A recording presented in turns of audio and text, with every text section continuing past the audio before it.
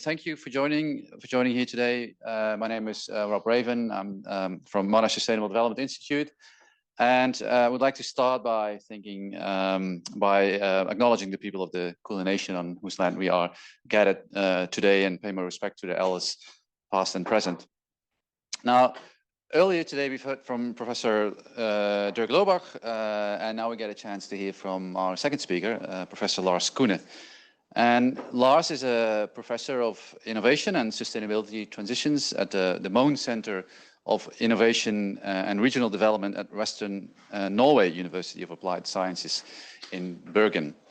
And he's very well known for his groundbreaking work on the geography of transitions. So where do transitions happen and why there? Basically, that's a question that you can ask. And he's pioneered this work since roughly the early 2010s and produced many influential publications and books on this topic. And I think some of the themes that Lars has been writing about in this work will also underpin some of the stuff you will be talking about today, including urban experimentation in the context of transitions, but also how can we actually think of what innovation policy looks like in the context of transition, and engaging with concepts around mission innovation, which we all have heard about before through Mariana Mazzucato's work and others. So before joining his current university, Lars was the inaugural City of Melbourne Chair of Resilient Cities at Melbourne University. And before that, you were at Circle at Lund University, and this is also where you did your PhD. So we have the same setup as in the previous talk. We have about 35 minutes of Lars presenting, and then there will be Q&A. And Paris, are you keeping an eye on the chat again? That's great. So please, if you're online, if you have any questions, don't be shy. Just put them in the chat and we'll address them. And this session will then end around 5 today. So the floor is yours, Lars. Yeah, thanks, Rob. Thanks for that generous introduction, and nice to be here. Nice to be back in Melbourne after 4 years. Yeah, the weather hasn't really changed, I think. It's very similar now to Bergen, Bergen summers. Yeah, so in this talk, I'm going to reflect a little bit on the work I've been doing, actually all the way in Lund and in Melbourne and now in Norway. It's partly also a reflection on the work that Dirk already presented. Being a sort of a reflexive transition researcher, I'm asking myself a number of critical questions also about sort of the governance of transitions and the role of experimentation in that. And also kind of acknowledging, I think, that a lot of the thoughts and models of transitions research have very much mainstreamed in many parts of policy making, and notably in, I would argue, European innovation policy thinking. So let's see, no, I'll go this way. Oh yeah, .com.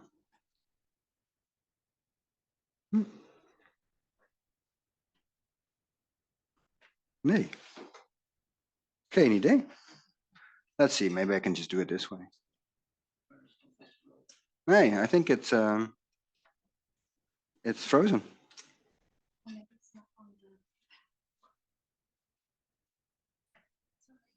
That's all right.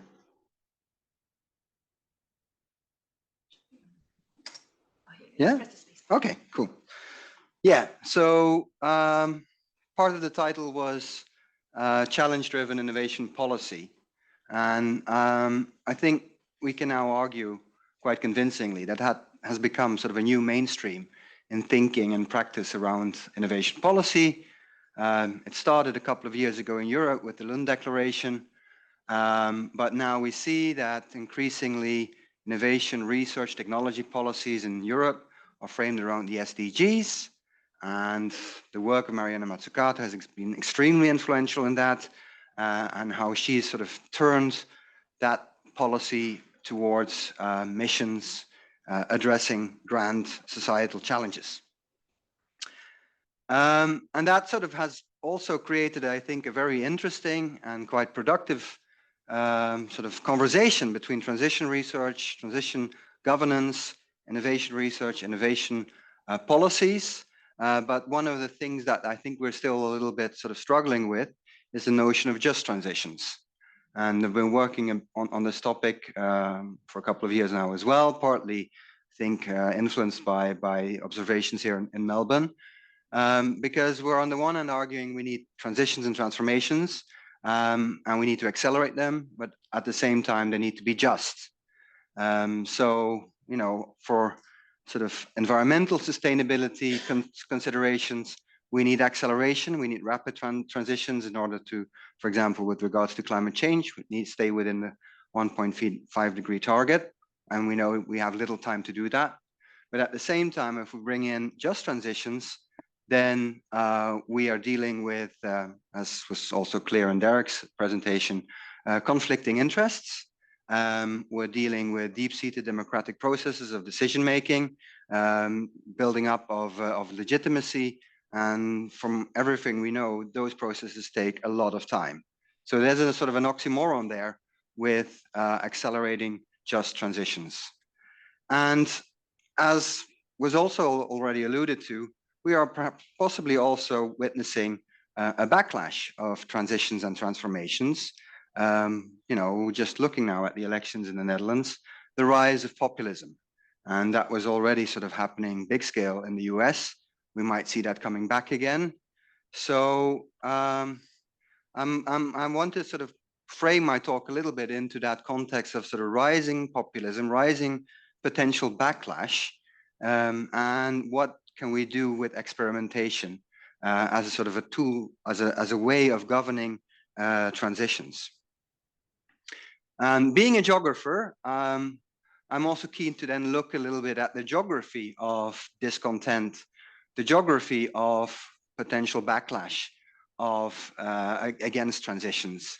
And sort of the first sort of analysis and commentaries that started to emerge around that was in the aftermath of the Brexit referendum, and the clear geography of the votes around Brexit, where sort of the stay votes were very much concentrated in the centers, the urban centers, London, but where sort of the leave votes were very much in the regions, places of the UK, which were economically lagging behind.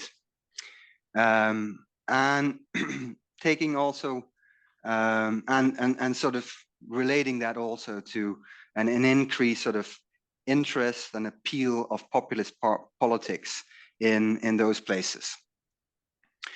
Taking a very local example from the place where I'm currently working, Bergen, we've got a very progressive local government, local municipality, which is partly run by the Green Party, and who are putting in quite some sort of progressive climate plans, for example, around building up local infrastructure around light rails and funding all that by toll roads, and putting quite heavy taxes on the toll roads.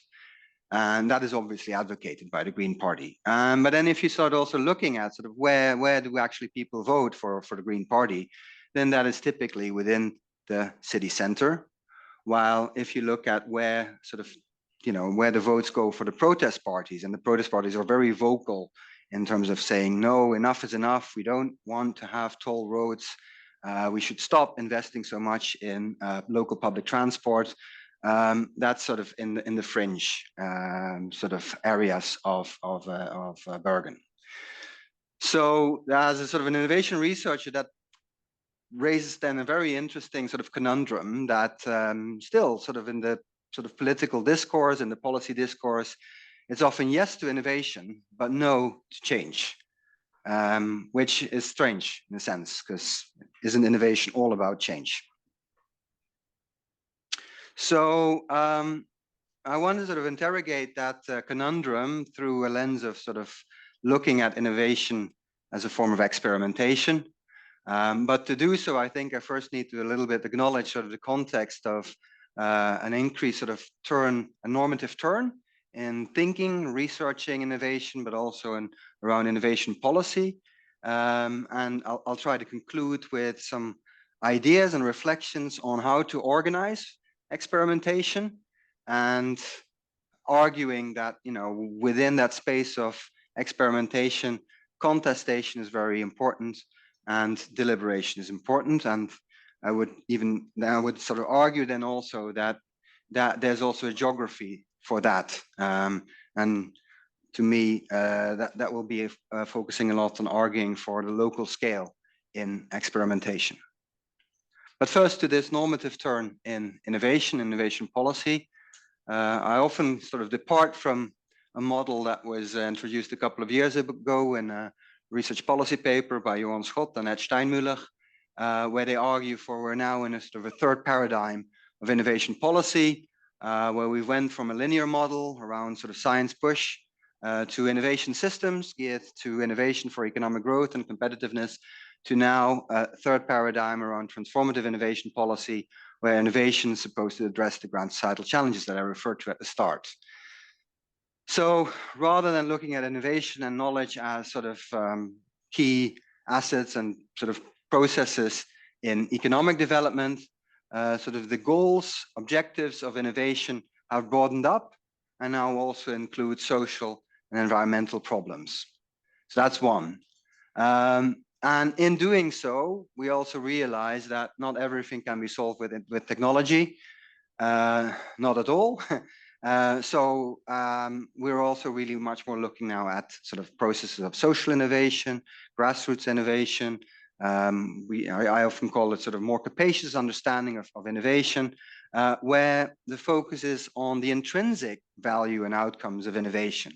So in the sort of second paradigm around innovation systems, sort of the general logic was innovation leads to competitive advantage of companies, that leads to growth, that leads to employment, and that sort of then legitimizes why we focus so much on innovation.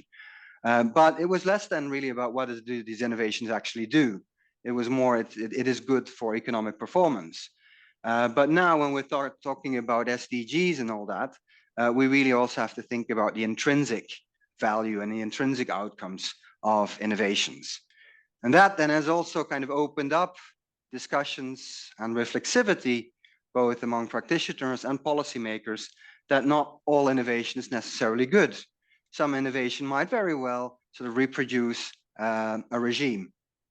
Electric vehicles might just delay a transition rather than speed up a necessary sustainability transition. And that's sort of also captured by sort of policy concepts like responsible research and innovation that the European Union very much sort of advocates and makes part and parcel of its research and innovation funding, which really asks that question, sort of, who benefits from innovation? What are the unintended consequences of innovation processes? Take again the electric vehicle. Yes, it is great to sort of get emissions down. It is good for sort of local air quality, but it has all kinds of other unsustainabilities when it comes to resourcing, when it comes to the way that the global value chain is organized and how that may lead to pollutions in other parts of the value chain and often in the global south. But nonetheless, I think we can see a sort of a overall sort of uptake of ideas around directionality, missions, transformation as sort of a purpose of innovation. The area where I'm working a lot in, regional development, we see that now smart specialization, sort of the core concept for place-based regional innovation policies and strategies in Europe, has now also started to become sort of reoriented towards the SDGs. So in what follows, I'm going to try and reflect a little bit on, so how is that sort of challenge-driven, place-based innovation policy organized? In the past years, I've been doing a lot of sort of policy research, already starting in Lund, where we were a research center that was co-funded by Vinnova, the Swedish innovation agency. And as a result of that, did a lot of research on sort of policy programs and initiatives that were set up by that national authority. Then I've done some work here in Melbourne, of course, with the city of Melbourne and with Resilient Melbourne, which was maybe not directly innovation policy, but which was very much about policy for urban transformation, and where I would argue that innovation has been an important instrument, a means of sort of delivering transformation, partly drawing on some work that we've done in Gippsland in trying to translate this idea of smart specialization into an Australian context in the aftermath of the Hazelwood closure, and sort of thinking around what to do with regional economies in a sort of a post-coal future scenario. Yeah, the Swedish case is around a policy program in northern Sweden, in part of the country where the forest industry is extremely important, massive sort of employer, but an industry that is sort of gradually facing decline, and has jumped on the idea of biorefineries as sort of a technological pathway for upgrading, redynamizing, revitalizing this industry. And finally, an engagement with, again, a Swedish policy program, strategic innovation programs, which are all about sort of innovation for grand societal challenges, with time horizons that are absolutely unheard of in an Australian context of 13 years. And the one I've particularly looked at is called Viable Cities, which is about how do we create climate neutral cities in Sweden. And I mean, if you have questions at the end about particular programs here, we can take that here. But I'm going to do more of a synthesizing sort of reflection on my engagement with these different projects over time. So here are some models that already look very familiar. Here's of course the X-curve. Yeah, so I'm very interested in this idea of experimentation, and Dag already briefly alluded to it. It is sort of also one of the key concepts in transition thinking, and I should of course also acknowledge that that turn towards transformative innovation policy is very much influenced by the work of Frank Geels, Johan Schott, René Kemp, all the sort of transition scholars. So where sort of that second paradigm around innovation systems had people like Bengt-Åke Lundvall, Charles Edquist, Dick Nelson. It has sort of the innovation system as a theoretical rationale for innovation policy. Now, sustainability transitions has actually become the theoretical rationale in contemporary innovation policy in Europe. And also, I think there are kind of crossovers with the idea of missions and directionality. And Mariana Mazzucato also talks about, we need experimentation, bottom-up experimentation, to realize sort of the missions, even though she's a little bit less sort of, explicit about what she actually means with experimentation, but it's there. But sort of from the transitions perspective, and Rob has been also very much sort of pioneering this field, we understand it as an inclusive, practice-based and challenge-led initiative designed to promote system innovation or transition through social learning, as we discussed, under conditions of uncertainty and ambiguity. Well, you can also refer to the multi-level perspective, where sort of that experimentation typically happens in the niches, and challenging the regime and ultimately leading to system change or to regime change. So there's well, I've already put it there, transformative question mark. There's a lot of optimism about what we can achieve with experimentation and with experiments, and what we can achieve with kind of quite small scale local initiatives. We can change entire regimes. That's sort of the promise in a way. Which is very hopeful, because we can also get kind of paralyzed and debilitated by sort of the massiveness and the existential sort of threats that we face if we don't engage with transformations and system innovations. So I very much subscribe to sort of that idea, the sort of the economics of hope that lie embedded in the idea of innovation and experimentation, that there are solutions out there. And what is it? It's an emphasize in a sense. It's a lot about learning by doing, and the way it has, I think, impacted innovation thinking and innovation policy is that we much more acknowledge that innovation is very much also about what happens when you bring innovations in contact with users, with stakeholders. It's not just about sort of, what is happening within businesses, but it's really when you take an innovation out in society and people start using it, testing it, finding out, what works, what doesn't work, what do we like, what do we don't like, what are the unintended consequences, et cetera, et cetera. So in that sense, that experimentation then also brings together a conversation between sort of scientific knowledge, scientific learning, and more sort of everyday experience-based knowledge and sort of the lived experience of innovations. And again, that is something that is very much already mainstreamed in a lot of policy debates and programs around living labs, policy labs. They all sort of emphasize that, we need to learn by doing and do by learning. But still, I think, and sort of a very fundamental question, to what extent does that sort of governing through experimentation deliver on achieving transformative change? Again, just to really sort of try to make the point that this is mainstreaming. About a year ago, I did a talk for the Regional Studies Association Winter Conference. A lot of experts in the room. We were asked to experiment a little bit by the way we do our kind of keynotes. So we did a poll in the middle of the talk where I asked, so, experts in the room, what do you think? How are cities and regions at the moment governing sustainability transitions or transformations? And more than 50% of the audience said that's through experimentalism and that's through living labs, right? If you would probably ask that question 10 years ago, they would say, oh, it's through clusters and through smart specialization. So there is something changing out there. So what are then what I think common features of experimentation? As you can see, this draws partly on the work that we've done with Resilient Melbourne, the work around the biorefinery in Sweden, experiments in viable cities with driverless vehicles.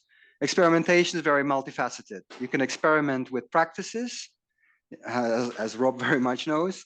You can experiment with technologies. It is really sort of experimenting with novelty. You can also experiment with policies. That's what's being done in policy labs, right? So it's a very generous notion. You can experiment with anything, but it is often localized. It is often done in particular places. Of course, living labs are always localized. They're always place-based. They're always in sort of either a city district or a building or neighborhood, working with real stakeholders, with real citizens, with real policymakers. It's not sort of an academic debate. And there's a lot of debate, of course, about what is then experimentation. And as scientists, you think of labs and controlled conditions, and that's sort of what experiments are all about. Now, of course, living labs are not about that. We know we can't sort of control the environmental sort of conditions in cities. This is about open-ended experimentation. It is about sort of testing and trialing with innovations, with novelty, in a way that we don't know what the outcomes will be. And therefore also that a lot of experiments will not deliver because they're trials, and there will be a lot of failure happening with experiments and experimentation.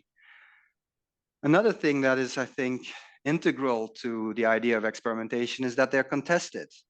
So, and that goes a little bit to your talk, I think, Dag, about how within transition management, you sort of use those experiments, right, to sort of find your way forward in the X curve or downward.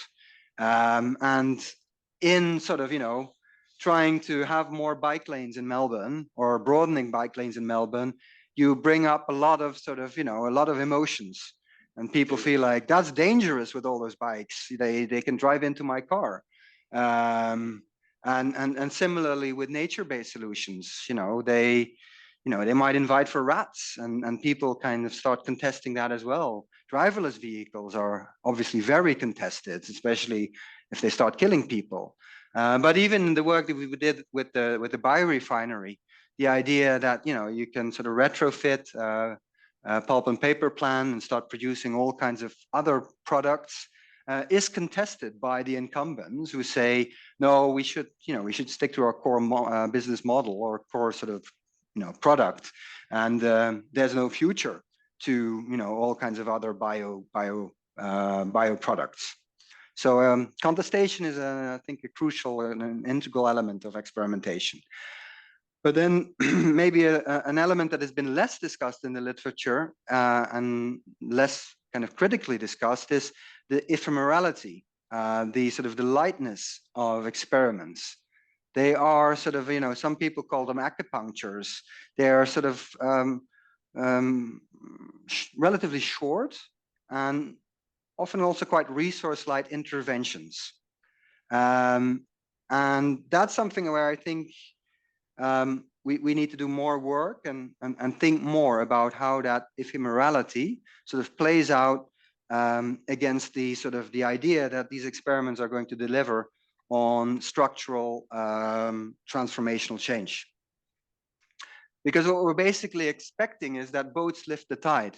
Through experiments, we are going to see, the X-curves going up. And I think there are some sort of still a little bit unresolved sort of reflections, critical aspects in thinking around experimentation. And one is around the way that in practice, most, if not all, experiments are delivered, and that's through projects, through sort of temporary, short-term projects that are also sort of structured in their organization in focusing on delivery and implementation. You need to have a project plan. You need to have objectives of your experiment. You have to have deliverables, and you need to monitor progress in your project. And you have to find, what are your key KPIs, your key performance indicators, ideally quantifiable, so you can show that you're accountable and that you're actually doing good with public money. It needs to be cost efficient and sort of controllable. And I think that we haven't completely figured out yet how sort of experimentation sort of plays out against projectification. Then I think also that there's that mainstreaming of experimentation has sort of a sense of heroism in it, which can be sometimes also questioned. Are all experiments, transition experiments, living labs, really that transformative? Or is there also some degree of sort of greenwashing happening that, as long as we have green living labs and we're, testing with nature-based solutions and so on, that, we are doing our bit. In that sense, my reflection goes, for example, to Resilient Melbourne, where, a lot of the ambitions were around addressing the unsustainabilities around transport in Melbourne and the extreme car dependence. And there were experiments with bicycling, et cetera, but where the elephant in the room, sort of what do we do with the public transport system, was completely untouched. But, it was kind of, it was interesting, it was cool to sort of focus on bicycling. But that also then sort of takes the attention away from what maybe was a more kind of more critical, more important potential solution. Sort of related to that, we see that a lot of the experiments are maybe not so much originating in a problem, but rather originating in a solution.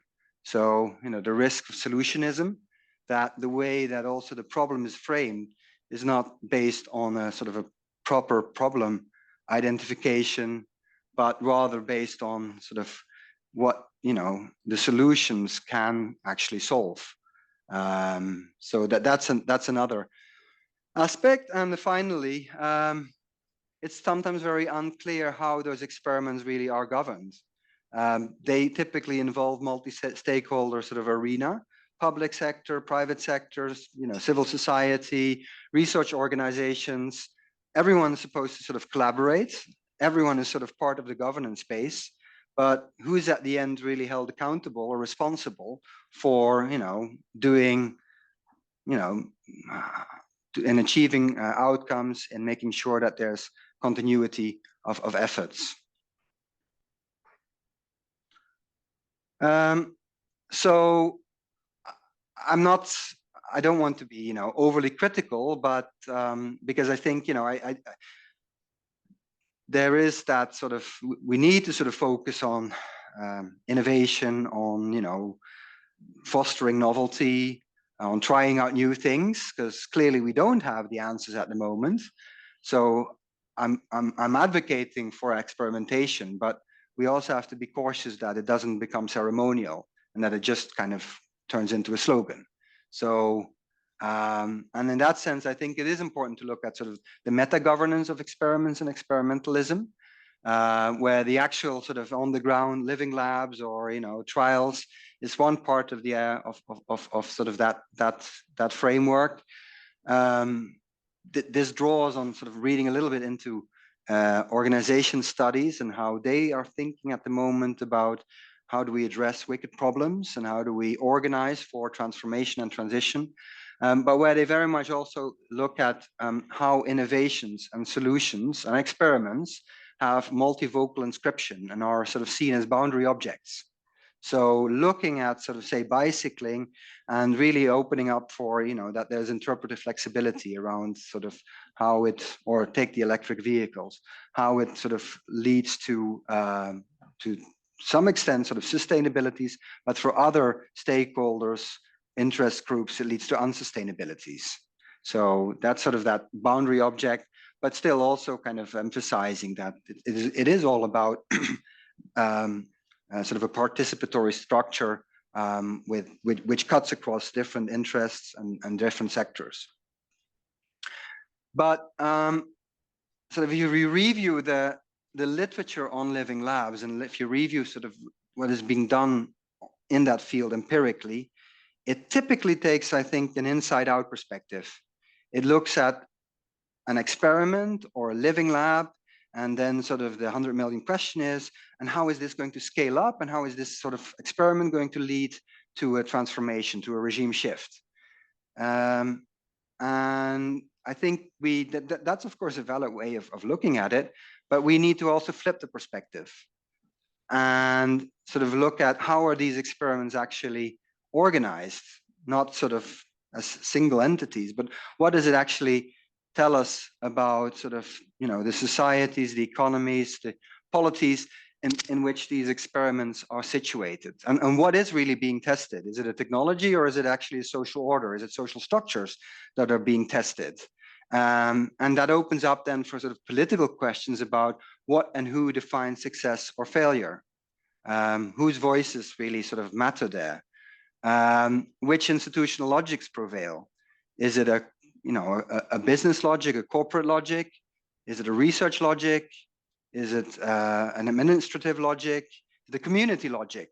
And there's a lot of our sort of variety also in the sort of the empirical examples of living labs and experiments around that. There's a sort of a coexistence of different institutional logics, defining, what makes an experiment successful or less successful, what makes sort of experiments having potential for transformative change or not, and sort of asking the question, what actually happens after those experiments, sort of the post-experimentation phase.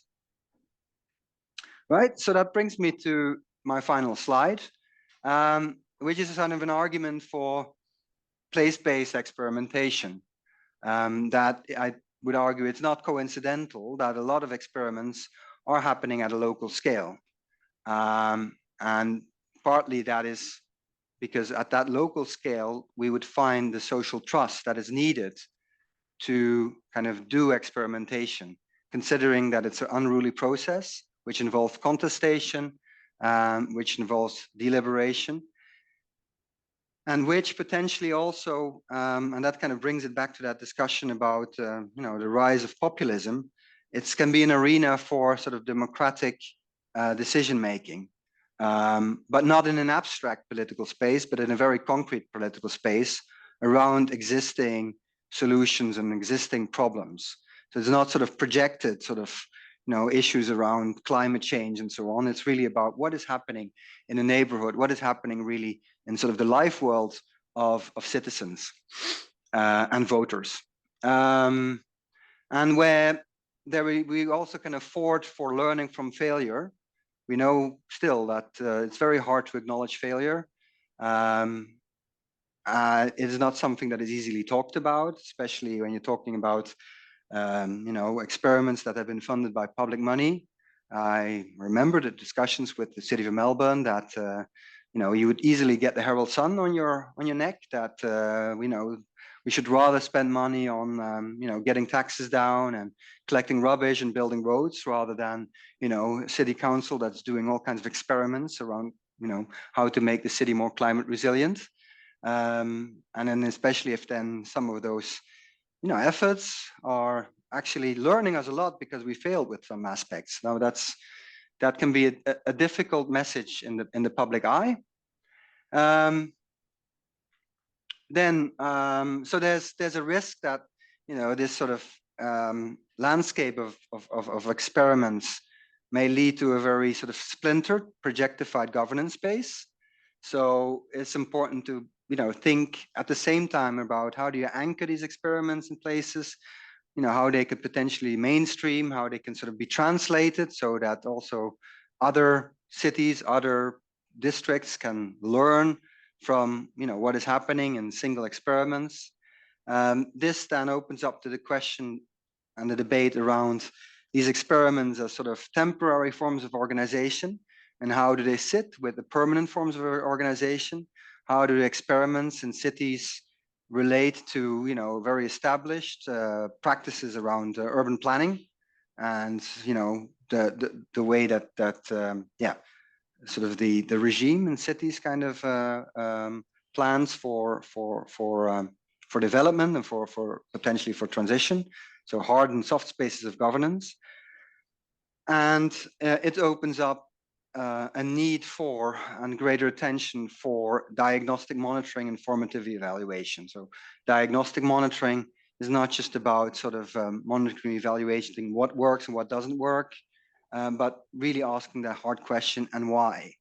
And because a lot of experiments are localized, that involves quite a massive sort of monitoring and evaluation exercise, and probably also much more resources that would need to be devoted to monitoring and evaluation, and also a shift in a regime perhaps around evaluating, where a lot of our evaluation around innovation still is around sort of summative evaluation, right? Counting patents, counting new firm startups, counting sort of products that came out of an innovation program, but more really about sort of, how can we actually evaluate for learning? Which again, it requires plurality in evaluation methods, and involves inclusion of stakeholders in evaluation, which are again very messy processes. Right. So I'll leave it there, and look forward to your questions and comments. Thank you.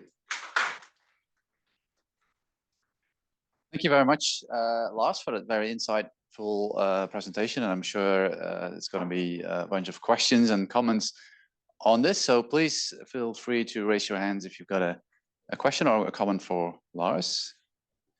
Yep, Glenn and John. Thank you, Lars. It's Glenn Curry. I'm interested in your view on how you take the experiment up to a broader audience if it's very localized, and there must be, I assume, processes that you use and how you might do that.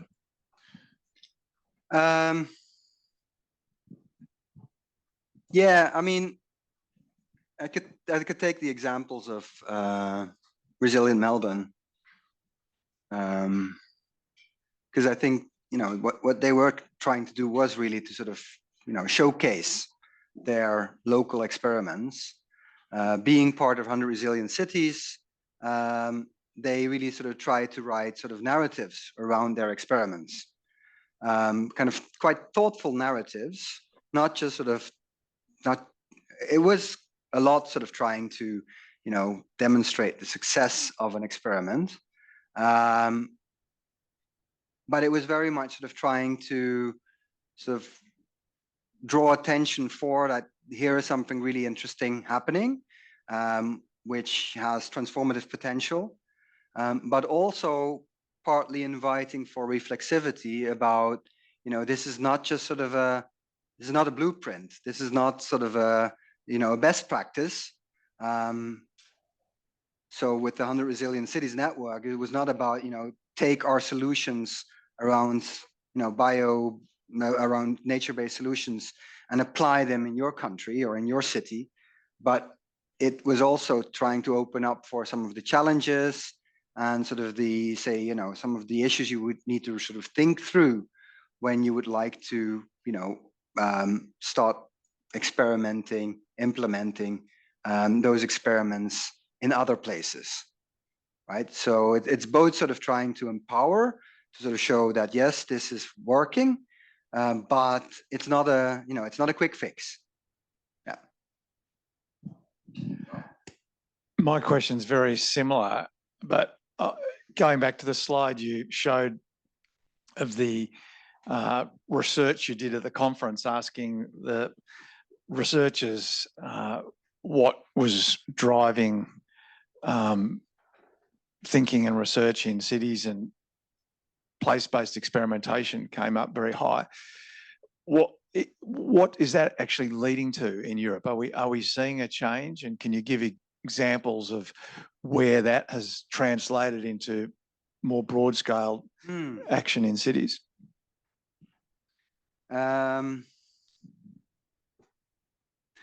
Yeah, I think so. We see on the one hand that the sort of the policy landscape is kind of coming together around, we need to work more mission oriented. So, it's much more working around a given directionality around, this is a problem, this is a problem, this is a problem, and we need to sort of concentrate our resources and our efforts around particular problems.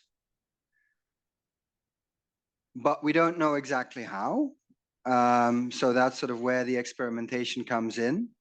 And I think that is leading to more focus on demonstration projects, perhaps, a shift away from sort of more R&D focus to more focus on living labs, more focus on citizen engagement. So it's a little bit sort of in the policy sort of lingo, but it is kind of interesting to observe how, citizen engagement, democratic participation have become really kind of key concepts, key terms in, the discourse around and the programs and the policies around innovation, where, maybe 10 years ago, it would really be about sort of, how do we get firms to innovate more, and how can we make sure that firms get access to, to the knowledge in university and so on and so on. And now it's really about how can we actually engage with citizens when we talk about innovation. So I think there is definitely sort of a shift happening, both in terms of the rhetoric, the discourse, but also in terms of where funding is being allocated in bigger sort of framework programs, which at the same time try to sort of relate more explicitly to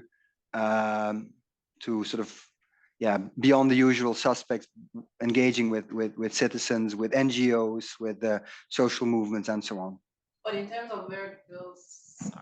of where those experimentations themselves are leading to, so everything is still pretty much about increasing transformative potential at the moment, rather than anything transformative or translation into anything transformative. I don't completely see the difference. But by that I mean that processes of experimentation are showing that generating something at the very localized level in their own place that has a potential to lead to something else, but in terms of translating into something that is bigger scale change, if you like, or the upscaling of those experimentations, there are no examples that we can draw on to say that, okay, this experimentation in the end led to big change in this policy area, for example. there are examples. My examples would not be examples coming from, experiments that have been funded through policy programs. But if you look at, I think a beautiful case is around the feed-in tariff and how that in Germany was kind of how that emerged and grew out of a local experiment in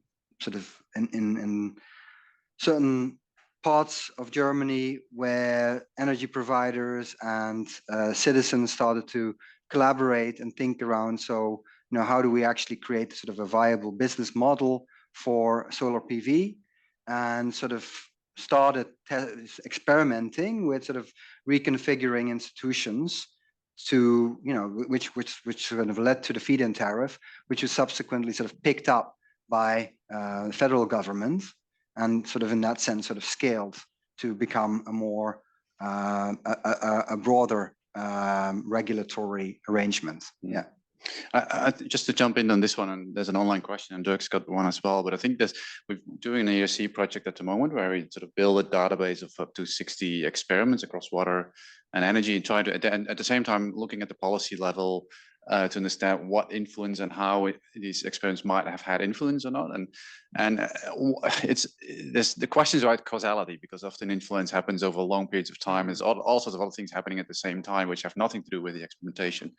But one of the things that experiments actually seem to be doing is to sometimes, not always, but sometimes change narratives or stories in the policy environment.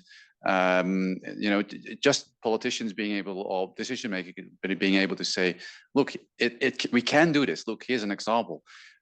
Something that we do with MSDI is the RISE program, right? That's experimentation in place-based locations in Indonesia and Fiji, and just being able to demonstrate. So the demonstration effect of experimentation can be very powerful, but it's never only because of experimentation. There's always a whole bunch of other processes going on at other levels that also are determining the outcome of experimentation. But there's agency in the experimentation. That's sort of the, yeah.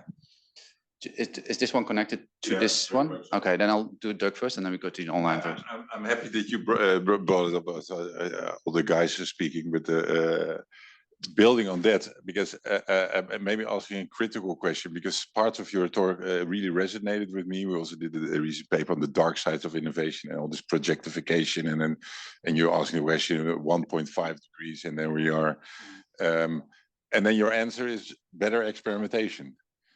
I don't know how. Well, and I think Rob is saying so. Actually, the feed-in tariff is introduced by Herman Scheer, who was a parliamentarian. It was actually a very good example of a politician Trojan horsing the regime, sneaking something in because a Christian Democrat had a hobby project with water energy. And then said, okay, let's do it. So Trojan horsing the regime, shifting the dialogue, destabilizing, creating chaos, just closing down the streets. It disrupts, but then you get learning effects. So what I say here, shouldn't we think harder about the transformative potential of experimentation, because everything that is challenging the regime you can frame as experimentation. But also conclude from your cases and experience that city-led experimentation is basically not the way forward, or am I too cynical? Yeah, no, I'm not saying it's city-led, it's city-based. So you could, it's not necessarily that it would have to be, the municipality that's in the driving seat. It could very well be. Everything's somewhere. Yes, but but the question, or the what would be, in my view, better is to better understand sort of the situatedness of the experiment. So, really understanding, what went well, what worked, what didn't work in an experiment, because it's localized. you really have to think about, you know, that's why I also asked the question about what's the difference between the polder and a transition model, being reflexive about, for example, the institutional conditions, being reflexive about the power relationships that exist, whether, you know, you have a neoliberal government like in Australia, or you would have, you know, a social democratic governments in Scandinavia. So being more mindful of the situatedness and thinking more about how that situatedness actually facilitates conditions, experiments. I think there we can learn much more about the transformative potential of experiments. That's the contextuality, Yeah. but I'm missing the generic ingredients that make experimenting practices transformative. Yeah, and that's the Achilles heel of geographers, because they would always say, you know, it's place-based. Yeah. Yeah, I want to go on to the online questions. We got one or Just two? one. Okay. Yeah, so Miriam Spanner has asked or is curious about what has been explored in terms of translating or intersecting experiments based on living labs into or with equation-driven nonlinear simulation models. This is very specific, like system dynamic models to allow for continuous scenario-based learning. Right. It would be easy to just say, yeah. Maybe she can Yes, I'm just curious because in like especially in the intersection with geography, so the Systemdynamics School of Thought in Bergen actually sits in the geography department. So I was curious if you've ever translated because some of the so there's a lot of overlap seemingly by the benefits of having a simulation model to the shortcomings or problems that you've talked about. So I was curious if you've explored that before, or if you're aware of the intersection. Okay. I haven't, but if I would just a little bit improvise and speculate, and it partly is a sort of maybe an answer to Derek's question. Whoa, that's cool. That's cool. Infinity. So obviously, when you would start modeling experiments, you know, that could maybe tell you something about more sort of universal, you know, causal kind of mechanisms or outcomes, etc., etc. But at the same time, I think a lot of that sort of experimentation and testing is also about empowering and sort of, you know, the deliberation and so on. So there's also there sort of a trade-off that, you know, if you sort of over quantify it, it might also become very, you know, intransparent, or it might be difficult to engage with all the stakeholders. But yeah. I might just write an email, sorry, because in particular, Systemdynamics has a participatory approach. It's very different to your typical Markov analysis, or it's equation-driven rather than data-driven, which is a significant difference. And that you can actually have something that every mortal can understand. You don't have to understand numbers as such. Yeah, so I was just curious if that's not happening, then maybe that's something for the future. Two more questions in the room. Can I suggest we ask them first, and then you get a final response to the questions? Yep. Yeah, my question sort of returns to the particularity of the situation rather than the modelling sort of space, but it also, sorry, geographers, it, asks whether we might detach from place by shifting experimentation into a virtual space. Like there's a whole discipline practice going on in some places on games. It's a slight, and I think that potential for entering into a space which is not actual, not physical, but you start to, what you do discover is what you would do in a particular situation. It's an experimental space which frees you up from some of the material costs and the physical risks. Anyway, so it's Yeah. a question and a bit of an observation there. Yeah. Thank you. Thanks so much, Lars. I just wanted to get your thoughts on, in terms of experimentation, the need to have inclusive processes, the need to engage with diverse publics, and sort of some of the tensions around that, and questions of transition legitimacy and what you've observed.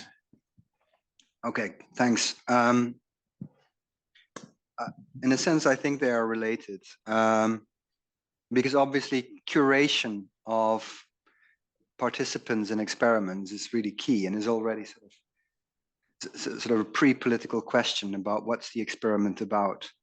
And I think, you know, still, and that's a bit of a kind of maybe a way we could maybe do better transition management and experimentation, is to not just really work with sort of the front runners and with the sort of the stakeholders that are sort of part of the transition, but really actively engage with people that feel disengaged with climate policies, that feel disengaged with this sort of transition. So, you know, it is still a lot about experiments with progressive solutions. And, you know, they run the risk, I think, of becoming part of an echo chamber of, you know, what populists would call elite projects. So I think there is a lot of potential to try and engage much more with, you know, citizens, voters that are now, you know, voting for Geert Wilders in the Netherlands, and include them in experiments. Even though I'm, you know, that's a very challenging task, how you do that well. But I think, yeah, we need to get a little bit out of that sort of also that niche echo chamber, and sort of bring the, you know, increasingly more vocal voices against green, against transformation, that are very much about, let's just keep, you know, things the same, to have, you know, those interests and those voices also in the arena, because otherwise it's just going to backfire with, you know, rising sort of votes for, you know, in sort of abstract politics with voting and so on. And I think that partly relates to your question about, you know, using virtual space and personae. That could be a sort of a safe space. It could be a way for different actors to become reflexive about their positionality, about, you know, what their vested interests are, what their, you know, where they also could potentially agree with other stakeholders and actors in a transition. But again, it's also, you know, if you then concretely, operationally do that on the ground, you know, working with living labs in neighborhoods, you know, it can also become a bit too much if you want to, you know, empower people, really kind of get a quite mundane discussion going about, you know, how experiments, innovations, green solutions affect people's everyday lives. So I guess that there's maybe degrees of maturity in the way you can sort of set up more or less sophisticated experiments. But a lot is really about just making sure that, you know, a lot of that all voices are heard.